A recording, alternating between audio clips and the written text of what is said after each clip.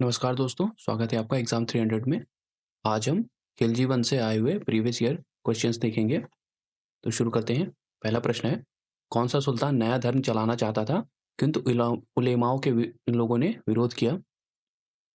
तो इसका उत्तर हो जाएगा अलाउद्दीन खिलजी।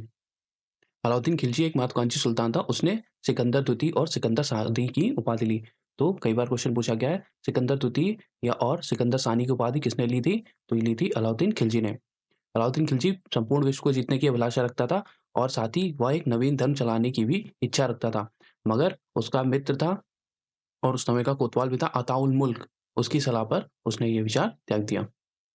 अगला प्रश्न है, दिल्ली के किस सुल्तान ने सिकंदर सानी की मनोपाधि धारण की? तो अभी हमने ऊपर ही पढ़ा है, किसने लिखी थी सिकंदर सानी या सिकंदर द्वितीय की उपाधि? तो ली थी अलाउद्दीन खिलजी ने। अगला प्रश्न है, अलाउद्दीन खिलजी के प्रसिद्ध सेनापतियों में किसकी मंगोलों के विरुद्ध मृत्यु हुई थी? तो मंगोलों के विरुद्ध लड़ते हुए किसकी मृत्यु हुई थी? जफर खां की। और ये इसका सेनापति था अलाउद्दीन खिलजी का।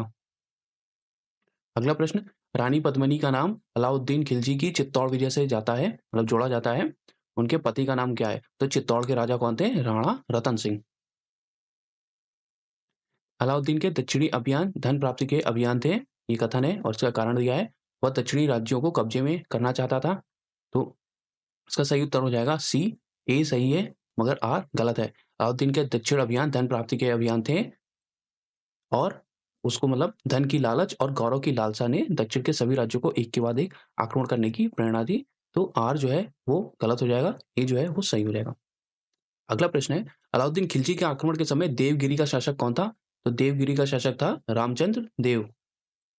प्रतापरुद्र देव ये वारंगल के शासक थे और इन्होंने ही मतलब हार स्वीकारते हुए बिना युद्ध लड़ाई अपनी एक सोने की मूर्ति जिसमें एक जंजीर बनी हुई थी वो भेजी थी।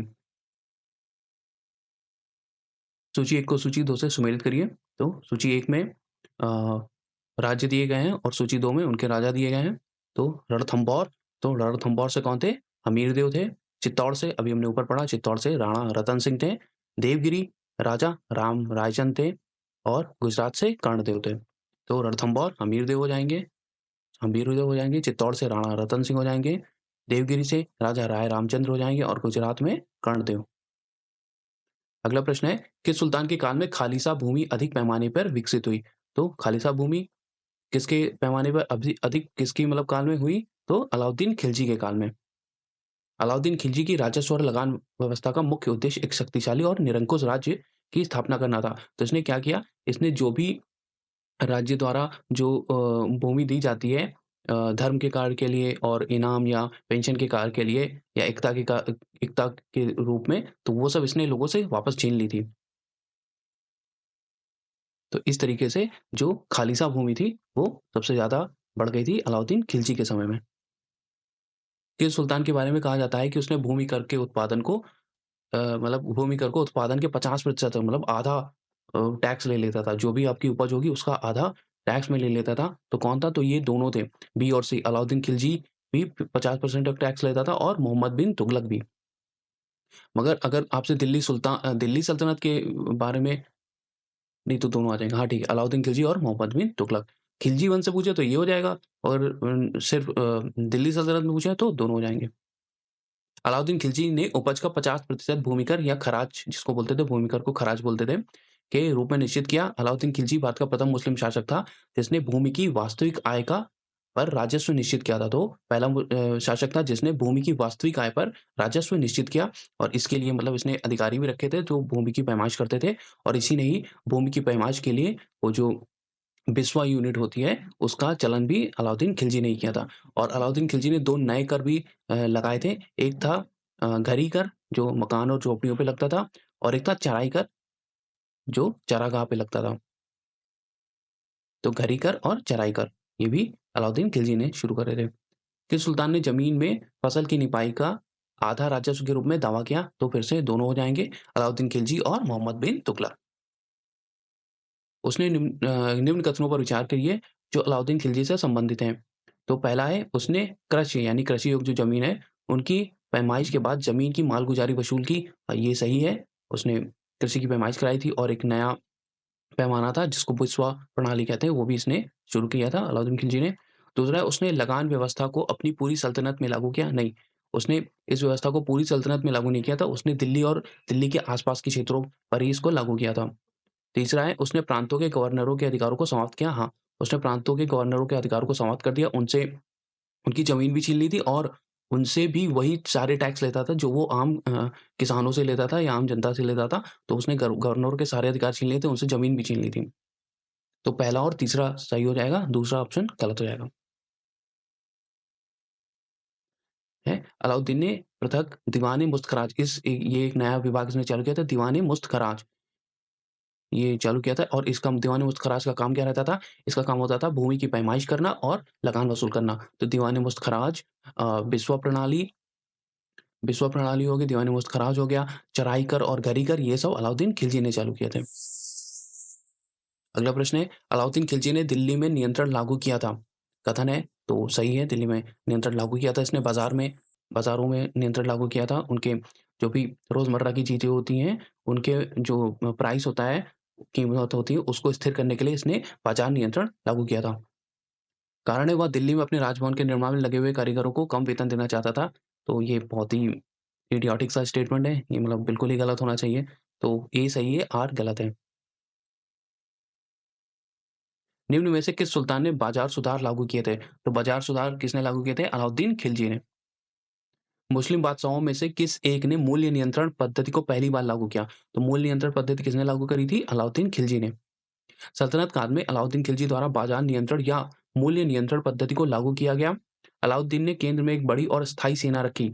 ये बड़ी और स्थायी सेना रखी, मतलब पहले क्या करते थे कि एड हॉक बेसिक्स पे रहते थे, मतलब जब ज़रूरत पड़े तब सेना अपने जो अमीर या सरदार होते थे उनसे माँग लेते थे, बट इसने एक स्थायी सेना रखनी शुरू करी अलाउद्दीन खिलजी ने। और ये क्या करता था, पहले क्या करते थे लोग, पहले जो करते थे सेना के बड़े अधिकारियों को वो एक भूमि का टुकड़ा दे देते थे और उसपे मतलब वही एकता प्रणाली, और उसपे बोलते थे कि तुम इस पे अपना लगान वसूलो, तो एकता प्रणाली हो जाती थी। बट इसने क्या किया कि स्थायी सेना रखी और उनको नगद वेतन देता था। मतलब एकता प्रणाली इसने एक तरीके से अबंडन कर दी। तो ऐसा करने वाला वह दिल्ली का पहला सुल्तान हो गया जो नगद वेतन देता था, सैलरी देता था, मतलब अपनी सेना को। उसका इस तरीके से तो अब ये जब सैलरी देने लगा तो तुमको हर महीने उनको सैलरी देनी पड़ेगी। इस तरह से उसका सेना का व्यय बहुत अधिक हो गया। बर्नी जो लिखते हैं इतिहासकार हैं उनके अनुसार यदि उतनी बड़ी सेना का साधारण वेतन भी दिया जाता तो राज्य का खजाना 5-6 सालों में ही खाली हो जाता।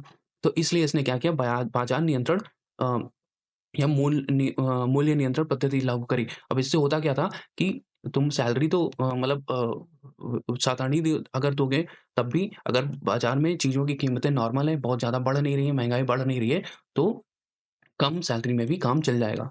तो ये मेन मकसद था इसका बाज़ार नियंत्रण पद्धति का। अतः अलाउद्दीन ने सेना के खर्च में कमी करने के लिए सैनिकों के वेतन में कमी की, परंतु उसके सैनिक सुविधापूर्ण रह सके, इसके लिए उसने वस्तुओं के मूल्य निश्चित किए और उनकी दरें कम कर दी। ठीक है? ये एक तरीके से मतलब महँगाई दर को नियंत्रण करने के लिए इसने बाज़ार नियंत्रण पद्धति लागू करी थी, तो ये इसका एक बढ़िया काम था। बाज़ार नियंत्रण प्रथा लागू की गई थी, तो अभी हम लोग ऊपर पढ़ते हुए आए हैं, किसने? अलाउद्दीन खिलजी ने। अगला प्रश्न है, बाज़ार कीमतों को नियंत्रित करने के अलाउद्दीन खिलजी के प्रयास, तो ये बहुत अधिक सफल रहे थे। अलाउद्दीन का आर्थिक सुधार एक बड़ी सेना का भरण-पोषण, कालाबाज़ारी को रोकना और विद्रोहों पर अंकुश लगाने के लिए था। और ये जब इसने बाज़ार नियंत्रण पॉलिसी चालू करी तो इससे क्या कालाबाज़ारी भी रुक गई और मिलावटखोरी भी रुक गई। इन सब के लिए सुल्तान ने बाज़ार में मूल्य नियंत्रण के लिए कई नियम और प्रमुख अधिकारियों की नियुक्ति की तथा नियमों को उसने बड़ी कठोरता से लागू किया, जिसका परिणाम क्या हुआ कि मुनाफ़ाखोरी, कालाबाज़ारी ये सब समाप्त हो गई। ये एक बढ़िया काम था इसका और बहुत मतलब बेहतरीन तरीके से इसको सफलता मिली। सल्तनत काल में सार्वजनिक वितरण प्रणाली किसने प्रारंभ की थी? तो राशनिक प्रणाली किसने प्रारंभ करी? अलाउद्दीन खिलजी ने। अगला प्रश्न है, गरी अथवा गृह कर लगाने वाला दिल्ली का प्रथम सुल्तान कौन था? तो अलाउद्दीन खिलजी। इसने 2 नए कर लगाने शुरू किए थे। एक था गरी कर जो घरों और झोपड़ियों पे लगता था और दूसरा था चराई कर जो दुधारू पशुओं पर लगाया जाता था।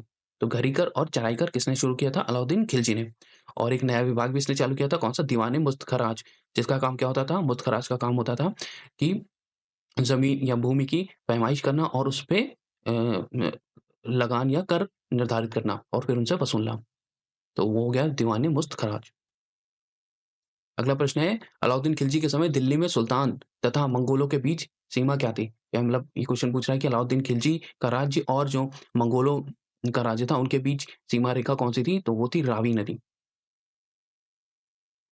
अगला प्रश्न है, किस सुल्तान ने साम्राज्य की सीमाओं की सुरक्षा हेतु एक विशेष सेना को नियुक्त किया था?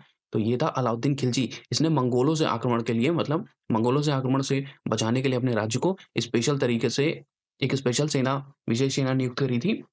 यही जो थी रावी नदी, जो जब इन लोगों की बाउंड्री थी मंगोलों और दिल्ली सल्तनत के बीच अलाउद्दीन खिलजी के समय में, तो इसने वहीं मतलब सीमाओं पर एक विशेष सेना लागू करी थी, जिनका काम था कि राज्य की सीमाओं की रक्षा करना। किससे? मंगोलों से। अगला प्रश्न है सही सुमेलित अच्छा, कौन-सा सही सुमेलित नहीं है? इसमें रॉन्ग बताना है। तो देवगिरी, देवगिरी में शंकर देव थे, ठीक है। अगला है वारंगल, वारंगल में रामचंद्र देव, नहीं वारंगल में रामचंद्र देव नहीं थे, वारंगल में थे ये प्रताप रुद्र देव द्वितीय, और यही मतलब बहुत ही कायर टाइप के थे। इनको जब पता चला कि उसका जब अलाउद्दीन खिलजी का जो गवर्नर था मलिक काफूर इनके ऊपर मतलब युद्ध करने आ रहा है, तो इन्होंने क्या किया, डर के मारे युद्ध करने से पहले ही अपने सरेंडर कर दिया, और इन्होंने क्या किया कि अपनी एक सोने की बनी हुई मूर्ति, जिसमें एक सोने की चेन बनी हुई थी, मतलब खुद को बता दिया कि मैं, मतलब दिखाने का तरीका था कि मैं तुम्हारा दास बन गया हूँ। तो अपनी एक मूर्ति भिजवाई इन्होंने, तो ये इन्होंने किया था। पता नहीं कौन से फर्जी राजा थे। और फिर होयसल में वीर भल्लाल थे, ये सही है, और मदुरा में वीर पांड्य थे।